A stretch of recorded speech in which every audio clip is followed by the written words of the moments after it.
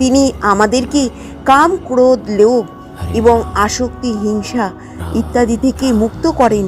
করা হয় বা আরাধনা করা হয় এবং শিব পুরাণ অনুসারে এই রাতেই শিব সৃষ্টি ও স্থিতিপ্রলয়ের মহাতাণ্ডব নৃত্য করেছিলেন। থেকে আকার অবতারের রাতকে বলা হয় মহাশিবরাত্রি। শিব ও দেবীর পার্বতীর সাক্ষাৎ হয়েছিল ফাল্গুন মাসে চতুর্দশী তিথিতে। ভগবান শিব তার গৃহত্যাগ করেন এবং দেবী পার্বতীকে বিয়ে করেন, গৃহ জীবনে প্রবেশ করেন। এই কারণে প্রতি বছর ফাল্গুন মাসের চতুর্দশী তিথিতে ভগবান শিব মা পার্বতী বিবাহের আনন্দে মহাশিবরাত্রি পালন করা হয় এবং সঙ্গে সঙ্গে প্রত্যেকটি ভক্ত ভগবান যেমন বিষ্ণুর ভক্ত শিব, তেমনি মহাশিবের ভক্ত অনেক মানুষ আছেন, তারাও কিন্তু মহাশিবরাত্রি খুব আনন্দের সঙ্গে পালন করেন।